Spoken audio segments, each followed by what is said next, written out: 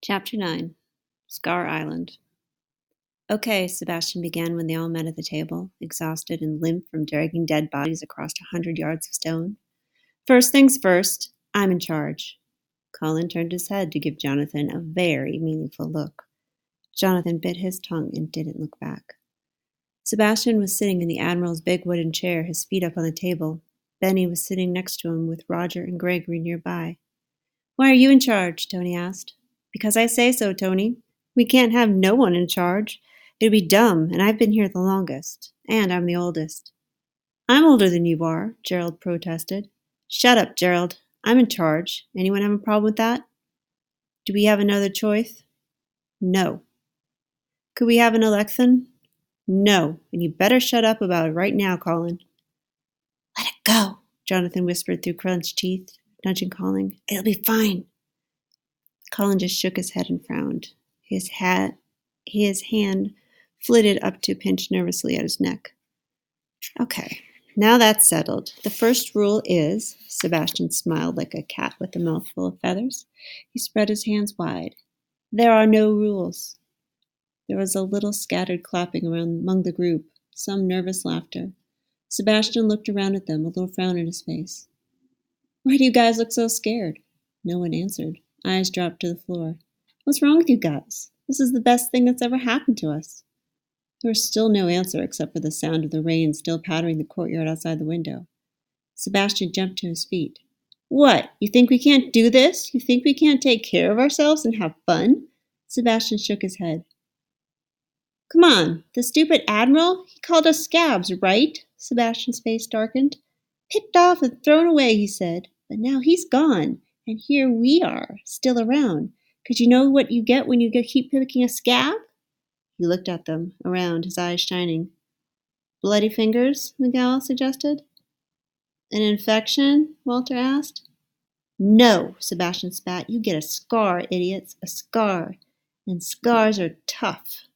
The Admiral was wrong. We ain't scabs. We're scars. Yeah, Benny piped up eagerly. Scars, man. Jonathan's stomach suddenly twisted and tightened. He blinked quickly and rubbed his sleeves with sweaty palms. Sebastian's mouth spread into a grin, and he opened his arms wide. Look around, guys. This whole place belongs to us. We're the kings. No one to boss us around. No one to get us in trouble. It's our island now. Ours. We don't need nobody, 'cause we're scars now. Scars with a capital S. The tough scars that got left behind. It's our island now.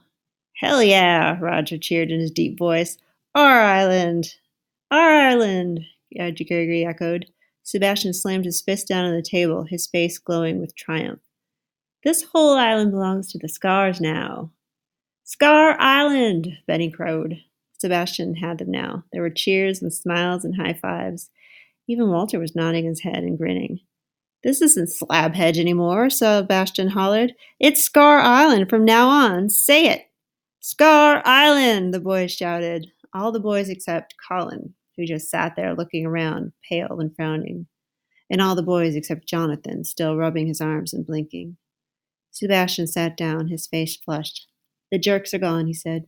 We can do whatever we want. There's more clapping, more cheering. Except we should eat meals together, I think, Sebastian added, to check in, make sure we're all okay. That makes sense, right? He looked at Jonathan. Jonathan dropped his hands quickly from his arms. He shrugged and nodded. So do whatever you want, guys. Run around, eat some more, whatever, but be back here for dinner. Have fun, Scars. Everyone sat and looked at each other for a moment. Then Francis stood up and started towards the kitchen.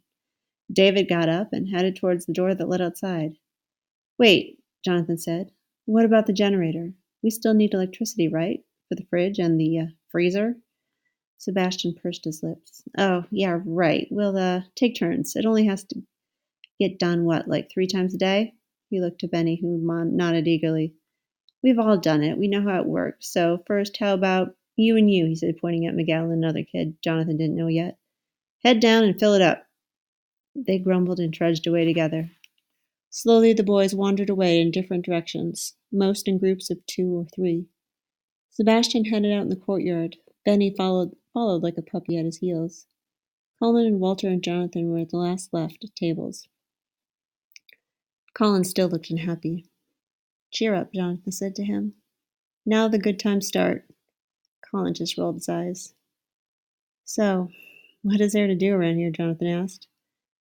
It was Walter's turn to roll his eyes. Who knows? All we ever did was work, man. Mop the floors, clean the kitchen, scrub the toilets. I've been here weeks and I ain't seen any more of the place than you have. Well then, Jonathan said, standing up, let's go exploring.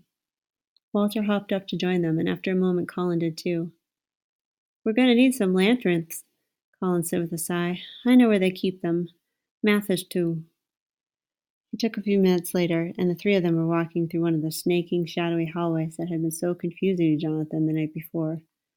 Jonathan and Walter each held a hissing lantern. This place is like a maze, Jonathan said, moving his lantern from side to side to banish suspicious shadows in the corners. It is a maze, Jonathan said. I heard they built it that way on purpose to confuse the crazies, so only the guards would know their way around, you know. Jonathan slipped on an especially slimy stair and, pushing his hand up to catch himself, almost grabbed a large brown rat. He jerked his hand back, and the rat squeaked angrily and slithered into a hole between two blocks. Well, he said, standing up, if they weren't crazy when they got here, I bet it didn't take too long to get that way.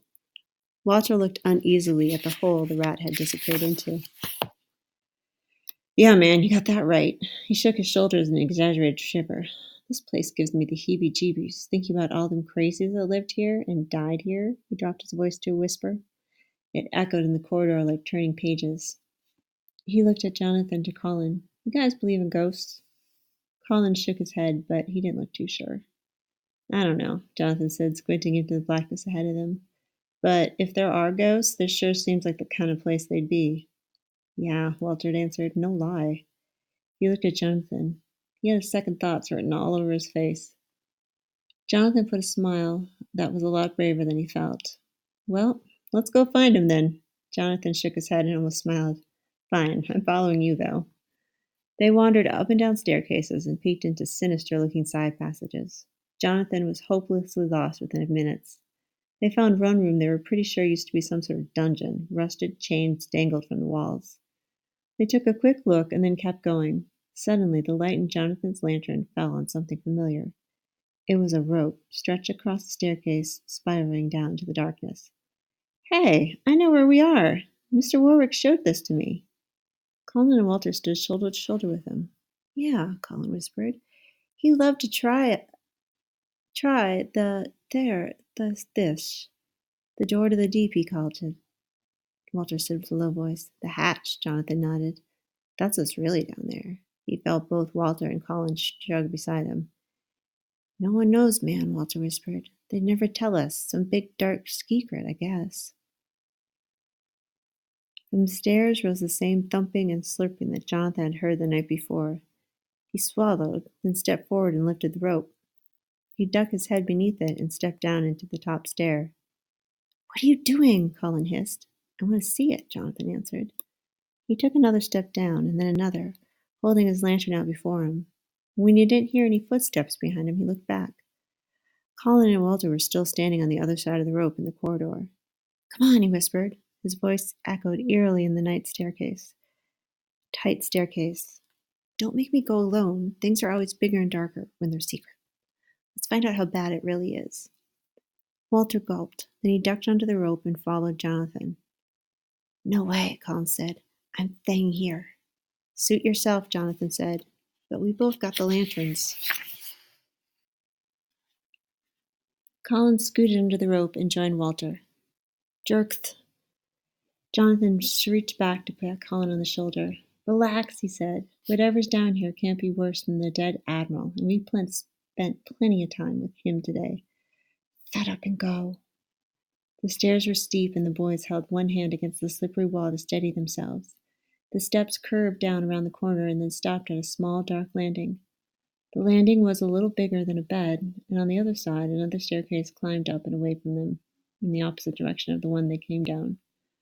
On one wall of the landing was another doorway, smaller and rounded on top. The scraping, slurping, knocking sounds were coming from the smaller doorway. They were louder here, closer. Goosebumps popped out on Jonathan's arms. He held his lantern as far out in front of him as he could toward the doorway. Through the doorway was another staircase. It dropped down even deeper darkness. The lantern's light couldn't reach the end of it. He felt Colin breathing in one of his ears and Walter in the other, looking over his shoulder. I ain't going any further, Walter whispered. The darkness on the other end sloshed and chunked. Me neither, Colin breathed. Fine, Jonathan said. I'll go by myself. Why? Colin asked. Why don't we just go back, Jonathan? Jonathan stared into the blackness. He answered without turning his head. His voice echoed back at him from the dark downward passageway like he was talking to himself. It's this big, awful secret, right? The hatch down there in the dark. Well, maybe once you know it, it's not all that terrible after all. He looked back over his shoulder and locked eyes with Walter. Maybe it's the hiding that makes it horrible, you know? Walter furrowed his brow. Not really, man. I think we should get out of here, like, fast. Jonathan turned back towards the rattling, grinding blackness. Big, dark secrets can't stay that way forever, he murmured. His free hand rubbed absently at the wrist that was holding the lantern. A dull, heavy thud echoed up the stairways toward him. Jonathan, Walter's whisper was right in his ear. I'm really, he paused. Hungry. When you're done playing with the monsters, can you find me in the kitchen eating sausage? I'll be with him, Colin added.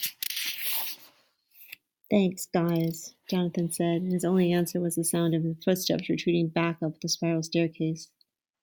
He held his lantern in the shaking hand and shuffled to the end of the landing, so that to the very edge of the final staircase. This one was narrower than the other corridors. The walls were much further apart than Jonathan's shoulders. Jonathan took a deep breath. Before him there was another loud clunk and a snuffling sound like a large, huge hissing nose. When he blew his breath out, it came out shakily. He took his first step down. The steps were bigger drops than the other staircase. He had to fall the last couple of inches. He took the next step down. He almost turned and ran when an especially loud metal rattling rang up from the darkness below. But he licked his lips and took a breath, and he dropped down another step, and another. The darkness before him growled and crunched. The walls seemed to close in around him. He felt with his foot for the next step and realized he was at the bottom, and that somewhere along the line he had squeezed his eyes shut. He opened his eyes. He was in a tiny square room with a stone ceiling so low that he could have reached up and touched it. It was freezing, and the walls were covered in a dripping moisture as if they were sweating. In front of him was a huge, round metal door. Heavy iron bolts circled the outer edge. It was rusty and grimy and covered in a shiny green slime. It looked ancient. The door was big enough that if it had been open, and he was extremely thankful that it wasn't, he could have stepped through it without ducking. It was a door like a submarine would have, with a large iron handle in the middle that Jonathan knew would open the door if he spun it around. The door seemed to rattle rhythmically, like it was breathing. The hatch, Jonathan whispered. He stepped toward it. He reached out with his empty hand. He could see the trembling in his fingers. They closed around the iron handle in the center of the door. As his fingers touched the metal, his eyes dropped down the round shadow at the foot of the door. The wavering light from his lantern flashed across it. A human skull, white bones spotted with green slime, propped against the grimy stone doorway. Black eye sockets gaping right at him, toothy mouth frozen in a silent scream. The door suddenly rocked and banged against his shaking hand. There was a tremendous crack and a wet, sloshing thud. A freezing mist sprayed Jonathan in the face. He screamed and fell back, slipping on the wet stone. The lantern dropped from his hand and landed on the hard floor with a shattering crash. The light went out, plunging Jonathan into absolute, eye-choking darkness.